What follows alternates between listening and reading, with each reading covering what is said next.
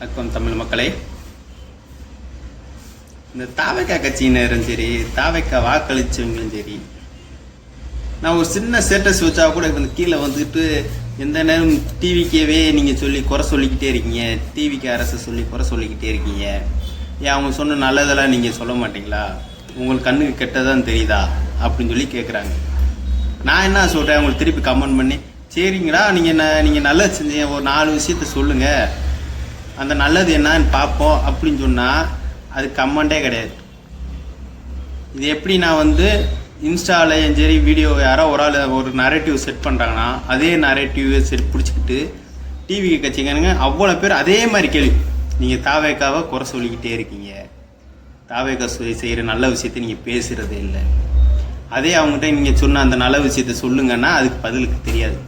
ஏன்னா அவங்க நல்லது எதுவுமே செய்யலை, பூரா விளம்பர அரசியல். இப்போ டிவிக்கு ஓட்டு போட்டோக்குள்ள 3/4 பேர் புலம்புறாங்க, ஏன்னா டிவிக்கு போட்டோம் புலம்புறாங்க. ஒரு அக்கா சொல்லுது, டிவிக்கு ரசிகர் மயன், அம்மா நீங்கள் அங்கே அழுத்தின டிவிக்கு விசிலோட பட்டனோட சத்தம் எனக்கு இங்கே கேட்கணும் அப்படின்னு சொல்லி ஓட்டு போடுறதுக்குன்னு சொல்லி அனுப்புறியான். நான் அமுக்கிற சத்தம் உனக்கு கேட்கும்டா அப்படின்னு சொல்லி அவங்க அம்மா சொல்லிட்டு போகுது.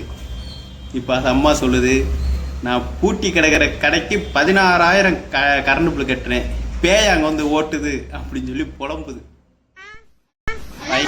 ஓட்டு போட கிளம்பியாச்சா? சரி, அங்க அழுத்துற பட்டன் இங்க விசில் சத்தம் கேட்கணும். அங்க இருக்கிற பட்டனுக்கு இங்க விசில் சத்தம் காது கிழிஞ்சிரும். A few moments later. என்னமா ஷாக்கிங்ல உட்கார்ந்துட்டு இருக்கீங்க?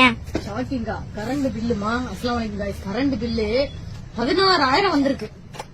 அதாவது நீங்க ஓட்டுனதை வச்சுதான் வரும் அப்படின்னா, நான் 2 மாசமா கடையே சரியா திறக்கல. என்னன்னா ஸ்டால் நான் போறதுனால இங்க கடையே ஓபன்ல இல்ல.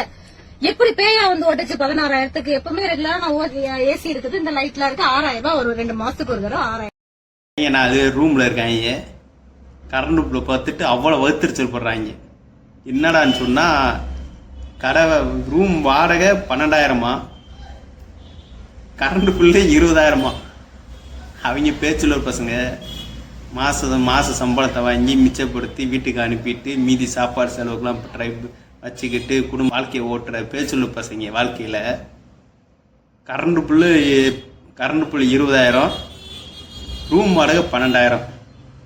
சூப்பர் மாற்றம். யோ பிரபு, ஒரு விஷயம் தெரியுமாயா?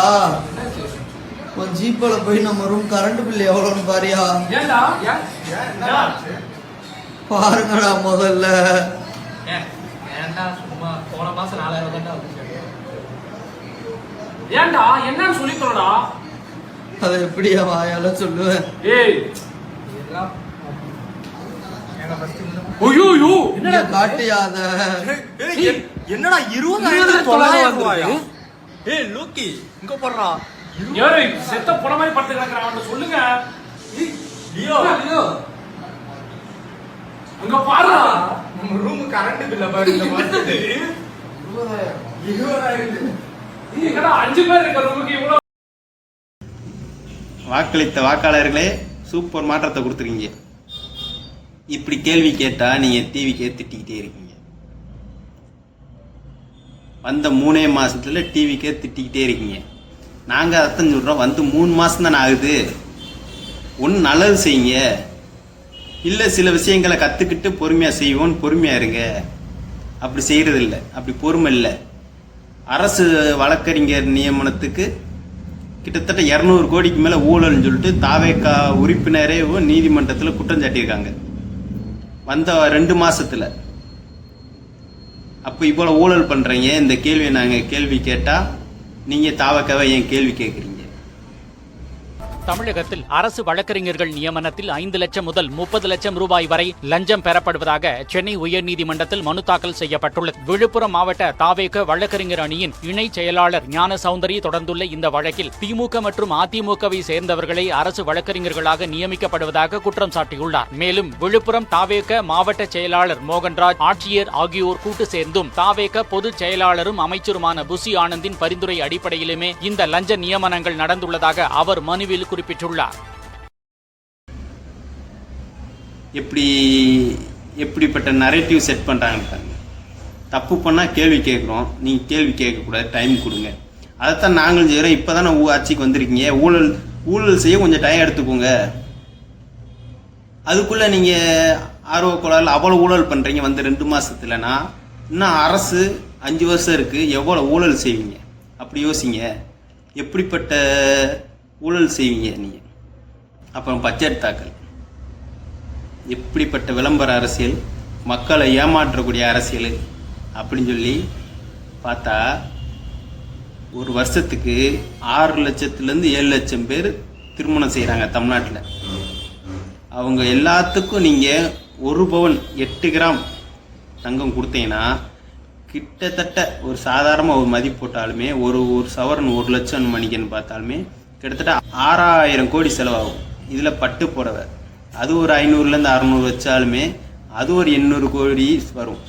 கிட்டத்தட்ட 6800 7000 கோடி வரும். அதை மைனஸ் பண்ணி சில வச்சும் பார்த்தாமே 6000 கோடி கண்டிப்பாக வரும் ஒரு வருஷத்துக்கு. திருமண செலவுக்கு நீங்கள் கொடுக்க போகிற பட்டு புடவை தங்கம். ஆனால் நீங்கள் பட்ஜெட்டில் தாக்கல் பண்ணியிருக்கிறது வெறும் 812 கோடி. இந்த 812 கோடியை வச்சு எத்தனை பேருக்கு தங்கமும் பட்டு புடவையும் கொடுப்பீங்க? அப்போ இது எத்தனை பேர் இதை நம்பி ஏமாறுவாங்க? அப்போ ஒரு விளம்பர அரசியல், நாங்கள் கொடுத்துட்டோம், தங்கமும் பட்டுப்புடையும் கொடுத்துட்டோம் அப்படின்ட்டு. இந்த 812 கோடியை வச்சு எத்தனை பேர், கிட்டத்தட்ட 800 பேர், 1000 பேர், 1 லட்சம் பேர், இந்த மாதிரி தானே கொடுப்பீங்க. மீதி அந்த மக்களுக்கு என்ன கொடுப்பீங்க? இதில் ஆட்சிக்கு வந்த 2 மாதத்தில் 21,000 கோடி, ஏறத்தாழ 21,000 கோடி கடை வாங்கியிருக்கீங்க. இன்னும் 5 வருஷம் இருக்குது, எத்தனை கோடி கடை வாங்குவீங்க? இதை எப்படி நீங்கள் கண்டினியூ பண்ணி கொண்டு போவீங்க? இந்த ஆட்சி அரசு முடியறதுக்குள்ள மிகப்பெரிய கடன் சுமையை தமிழ்நாட்டு மக்கள் மேலே நீங்கள் ஏற்றி விட்டுட்டு போவீங்க. இதைத்தான் நாம் தமிழர் கட்சி சொல்லிச்சு, இலவசம் தேவையில்லை, அவங்களுக்கு வாழ்க்கைக்கு தேவையான அடிப்படை தேவையான இலவசம் கல்வி, சுகாதாரம், குடிநீர், இதைத்தான் நாங்கள் தமிழக அரசு கொடுப்போம் அப்படின்னு சொல்லி நாங்கள் சொன்னால் எங்களை கேலி பண்ணி கிண்டல் பண்ணி சிரிச்சிங்க. தமிழக மக்கள் எங்களை தோக்கடிச்சிங்க. கல்யாணத்துக்கு ஒரு பவுன் தங்கம் பட்டு போடுவேன்னு சொல்லி ஓட்டு போட்டு நீங்கள் ஏமாந்துருவீங்க. இதை கேள்வி கேட்டால் நீங்கள் தாவேக்காவை கேள்வி கேட்குறீங்க வந்த 3 மாதத்தில். இதெல்லாமே 3 மாதத்துல தான் நடக்குது இவ்வளோ விஷயங்களும். அப்போ 3 மாதத்துலாம் கேட்க முடியும்? அதான ஒரு பொறுப்புள்ள எதிர்கட்சியாக இருக்கும். 3 மாதம் வருதுன்னு சொல்லிட்டு இவ்வளோ தப்பு செஞ்சால் 3 மாதத்தில் கேள்வி கேட்கக்கூடாதுன்னு சொன்னால் எவ்வளோ பெரிய முட்டாள்தனமான வாதங்கள், மிக மிக முட்டாள்தனமான வாதங்களை இந்த தாவேக்கா தொடர்ந்து ஒரு நரேட்டிவாக ஒரு செட் பண்ணி மக்களிடையே பூத்திக்கிட்டே இருக்காங்க. இங்கே பாருங்கள், தாவேக்கா தொண்டர்களே, தமிழ்நாட்டுக்குள்ள அத்தனை மக்களுமே உங்களுக்கு ஓட்டு போடலை. ஓட்டு போட்டதில் மெஜாரிட்டியாக 1 கோடி 1.5 கோடி பேரோ உங்களுக்கு ஓட்டு போட்டிருக்காங்க வழியே. இங்கே வாக்காளர் மட்டும் 6 கோடியிலேருந்து 7 கோடி பேர் இருக்காங்க. சரிங்களா? அதனால் நீங்கள் ஜெயிச்சிட்டோம்ட்டு ஆணவத்தில் ஆடாதீங்க, நாங்கள் தோத்துட்டோம்ட்டு எங்களை எகத்தலம் பண்ணாதீங்க. வாழ்க்கை ஒரு வட்டம், உங்களால் சொன்னதை மேலே இருக்கவன் கீழே போவேன், கீழே இருக்கவன் மேலே வருவேன். ஆட வேணாம்.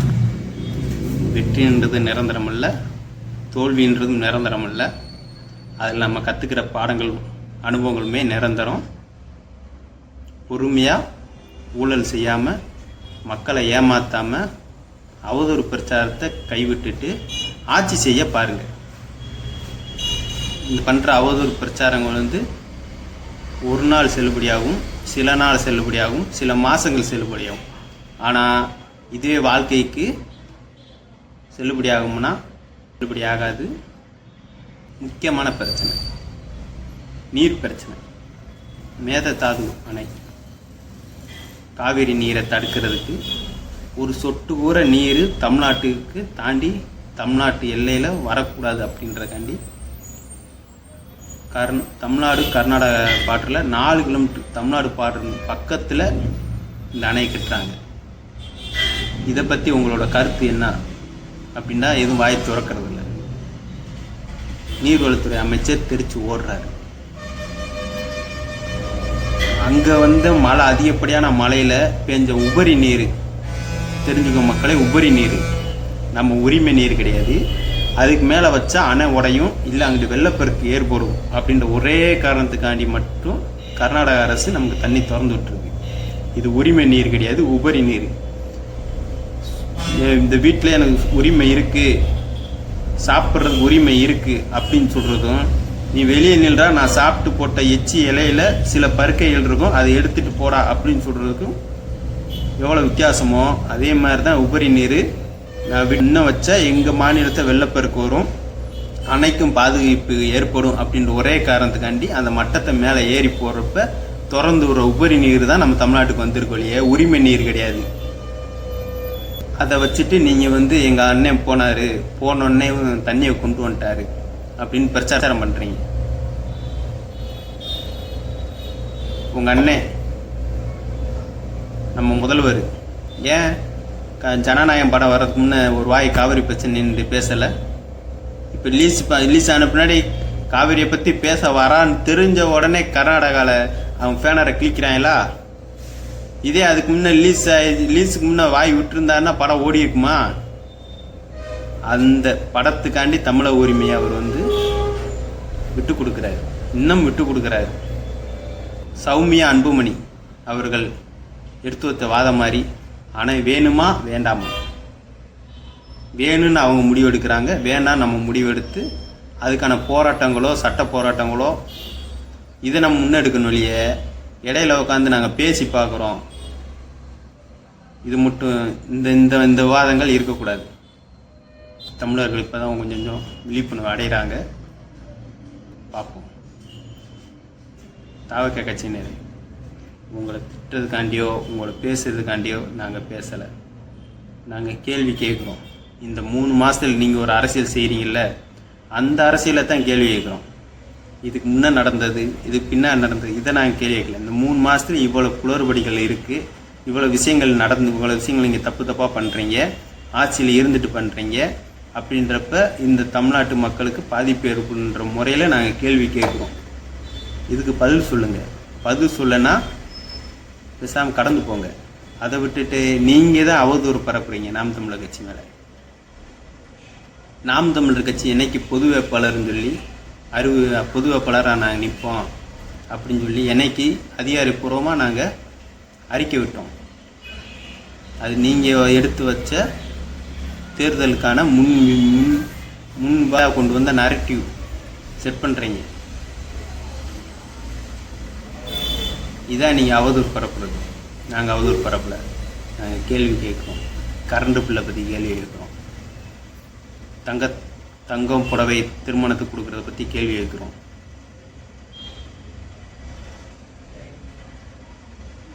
மேகதாது அணையை பற்றி கேள்வி கேட்குறோம். விவசாயிகள் போகிறாங்களே, இதை பற்றி கேள்வி கேட்குறோம்.